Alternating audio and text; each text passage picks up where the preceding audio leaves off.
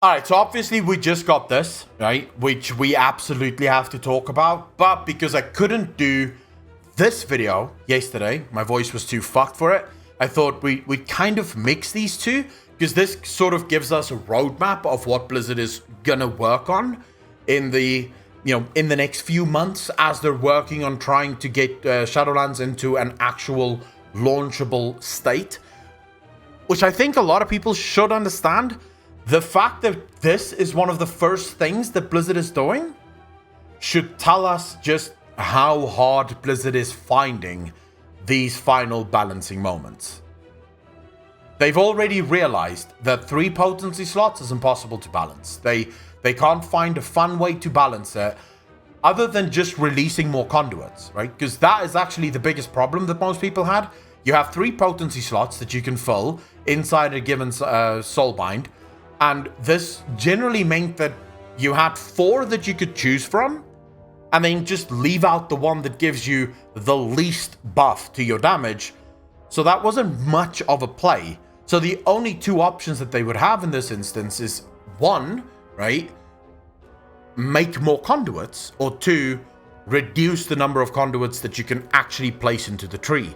This was the only 2 ways they could go with it. Making more would just mean even more of a mess in trying to balance. So this was the natural concept or the natural outflow of this. But we'll quickly go through the update just so that everyone can sort of get, in case you missed it.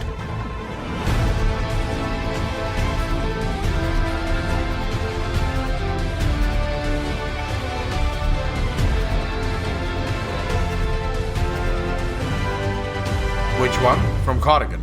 Ah, here we go. Thank you fucking so much. Man, that took a while for us to fucking get there. Alright. So, as I was saying, yeah, this gives us at least some insights into the problems that Blizzard might be facing right now, yeah? The time is running out, and they have finally realized just how insanely difficult the systems that they have tried to create within Shadowlands is going to be to balance, which is something that a lot of content creators and a lot of players have been saying for quite some time. Ever since they first announced these systems, we all say, damn, sounds fucking cool, gonna be a nightmare to balance, right? It's just gonna be a nightmare to balance. At the time, of course, we didn't know exactly how all of these systems would work, so, but as I said, because we missed this yesterday, I did want to go over it. I'm not going to read everything for you guys. I'll just quickly give you a TLDR of what my thoughts are. The Maw, and the fact that they're giving the Maw a lot of love is great. I love the fact that they're going to introduce, and I actually said this in a previous video talking about the lore, the Maw. I love the fact that they're finally going to introduce some kind of directional content within the Maw. Telling players where to go is a good idea. The Maw right now is this giant empty area where, shall we say effectively, fuck all happens. And then you go on this massive adventure where nothing happens. And then you go on even more of an adventure where finally sometimes you find some kind of world boss that just pops up. It doesn't show up on your map, it just kind of pops up and, oh my god, there's a world boss that you need to do here. So much of it is just you wandering around without a mount, just kind of looking for a way to do something in the Maw, and you kind of have to consistently go in there to do stuff. Now, it's fun for a while, but it gets old really quickly. So I love the fact that Blizzard is trying to liven the place up. Personally, I don't really think that the Maw requires, shall we say, different, from an aesthetic standpoint, I think the Maw looks great. I really do love the look of the Maw. I don't think Blizzard needs to liven it up, although I think some of the feedback that people gave was that it's a pretty boring realm. And in that I could agree. The whole Maw looks the exact same regardless of which area in the Maw you're on. So it could be nice if they introduce some kind of fidelity and changes to the different areas, just so that it feels a little bit more refreshed whenever you go deeper and deeper into the Maw. But yeah, personally, not that big of a problem with it. So the Maw, great change. Then, of course, they talk about the Conduit system. And this is where we'll get into the actual Conduit Blue Post. But I just quickly wanted to give you my thoughts on the Conduit system. And my thoughts can basically be broken into a single sentence. Actually, a single word. Why? Why this? I mean, if people pay $15 a month for the game, should we not then be allowed to play the game the way that we want to play it? Why is there always this insistence from Blizzard that there's a right way to play the game and then there's this entire wrong way to play the game? And rather than just allowing us to play the game the wrong way, which is the whole fucking point of being able to play an open world game, right? If you want to be one of those guys that swap your conduits back and forth after every single fight, that might be considered the wrong way to play, but why the hell is a person not allowed to play it that way? I don't understand why Blizzard has this insistence on always changing the way we play the game, always sort of forcing us in one direction or pulling us away from another direction. None of this makes sense to me. So just from this system alone, you get 10 charges and then you recharge every day. You get a new charge, but once the charges are up, you can't change conduits anymore. It's like, this is a convoluted fucking mess, right? This is not a good system. This is just a system that is trying to fix a system that shouldn't have existed in the first place. And I've already made my feelings on systems that's introduced to fix more systems, right? Generally is a bad system to begin with. You should not introduce systems to fix more systems. That's just my opinion, right? If the system is broken, change the fucking system. But don't introduce a system to fix the broken system. That's not how the game should be played. But anyways, they want to give you the ability to swap now. It's better than the previous one that gave you a week-long lockout. But still, I don't think it should have existed. Class and Covenant balance is really the thing that I think we should speak about most. The fact that this is there, right, coupled with the Conduit Blue Post, tells us where the biggest problems lie. This is the literal reason why Blizzard had to push back the launch. The more could have been fixed. The more could have been fixed in patch 9.1. It was good enough to launch like this. It wasn't a great system, but it was good enough. It could have launched this way, and I don't think anyone would have been too angry at the system launching this way. Yeah? The more launching this way, because there's a lot of other things that you can do in the game. Shadowlands does have a shit ton of things to do, so really no one should have wondered or worried about this. The conduits, of course, massive problem, but again, not necessarily the hardest fix in the world. It's the class and covenant balance alongside this that tells us where all the headache lies. And this is something that I've warned against, Preach warned against this, Asmongold warned against this, Balula warned against this, even Taliesin warned against this. Every YouTuber, every player that I've spoken to, bar a handful of people, have said, your system is too convoluted, it's too difficult, you're not going to be able to balance it. This is an unbalanceable mess. You have to make it simpler. Or, as I've said in another video, how about systems that last for more than one expansion? I think would also be easier to actually fucking balance, right? If a system can be implemented that lasts for the whole game, not just for a single expansion, it would help you balance it. It would help you learn the lessons that needs to be learnt from that system so that you can reiterate and iterate on that system throughout the expansions. And within 2 expansions, this is a brilliant system that everyone fucking loves. And if you add one new system every expansion, by 4 expansions, we've got more to do than we could ever fucking hope to complete.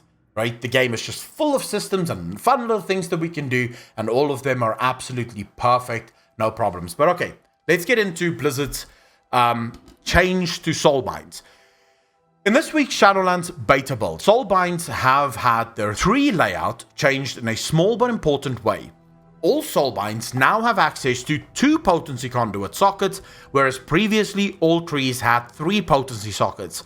The goal of this change is to increase the flexibility of Soulbinds and make it more viable to use one Soulbind for multiple specializations.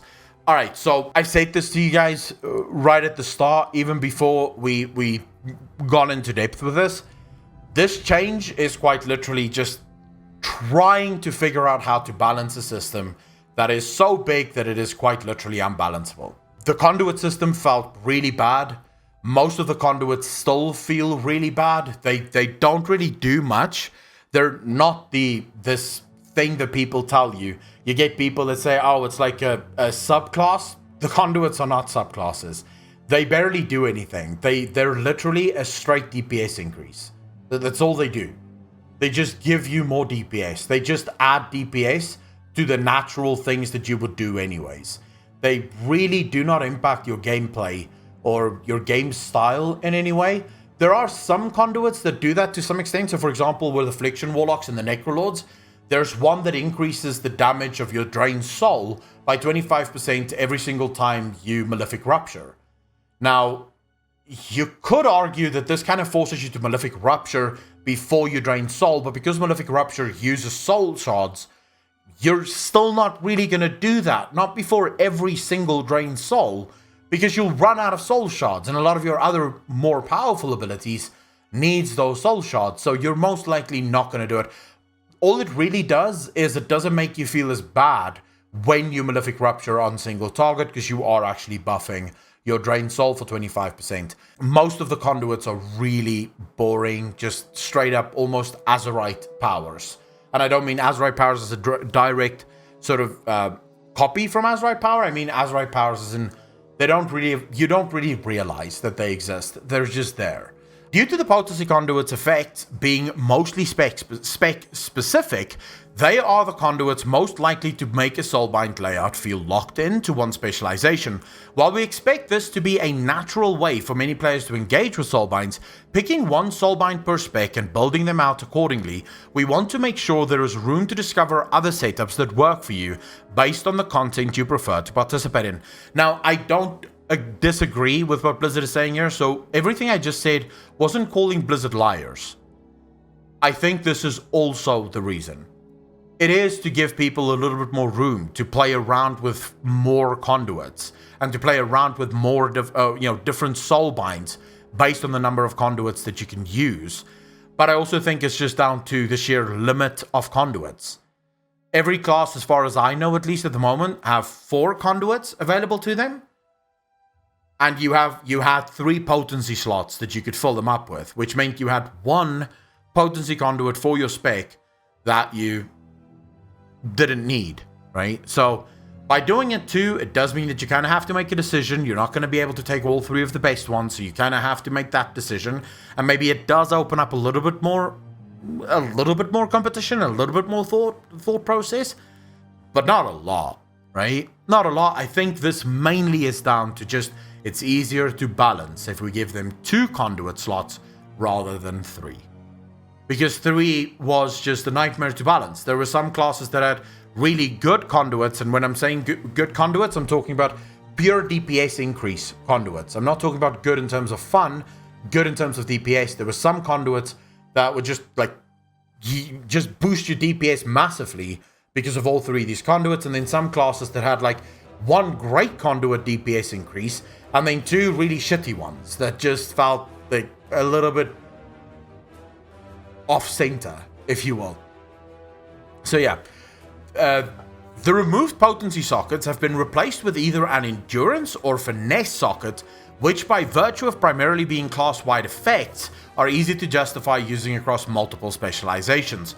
We're looking forward to seeing how you choose to build out your Soulbinds and your continuing feedback on this system. So of course, we will go into it at some point. We will talk about this at some point. We'll probably test it out as soon as we can once again access Shadowlands. So that will all happen right here on Twitch. But for the most part, I think the most interesting thing to take away from this is that this tells us why the expansion had to be delayed. It's balancing. It's all about the balance. It's the fact that the balance is so convoluted and so difficult to understand and so difficult to actually achieve. And there is such an easy fix to this, Blizzard. The fix is so easy. You take this system here, and you take this system here, and you make them last longer than a single expansion. That's how you fix these systems. Take the Soulbind system and the Conduit system, and you take the Covenant system, and you make them last longer than a single expansion. And guess what? all the lessons that you learn throughout Shadowlands, you'll be able to apply in the next expansion going forward to make sure that they're even better. And you'll be able to apply it in the expansion afterwards to make it even better, and even better, and even better. Make Torghast a game-wide system, so Torghast doesn't go away at the end of Shadowlands. You iterate on it, you reiterate on it, you make it better, you continuously make it better. You can even merge something like Torghast with the failed experiment of Island Expeditions, where Island Expeditions really didn't work as a party or a group activity. I could see areas where you could design islands which would be really fun incursions for single player, where a single player can go into an island expedition and face bosses that really push you to your max. You could merge these systems with each other, right? So that you can pull it forward, and you keep pulling systems forward. And by the time, in 4 expansions time, we have all the perfect systems merged into one. And with that, Alex, I'm going to leave it up to you to edit and obviously please remove all the fucking struggling to get the post. And the reason for it is I genuinely don't think people want to sit there and watch me struggle to find a fucking post for 5 minutes. So you can make fun of me. That's fine. I almost fucking expect it. But do like a fast forward thing on it. I expect you to make fun of me for that, but do a fast forward thing on it. Just so that people don't have to sit there throughout the whole fucking thing struggling. Please, for the love of fuck. That's gonna leave people to click off and move the fuck away from it. So yeah, just gonna leave that there. I want to hear what you guys have to say about this little change.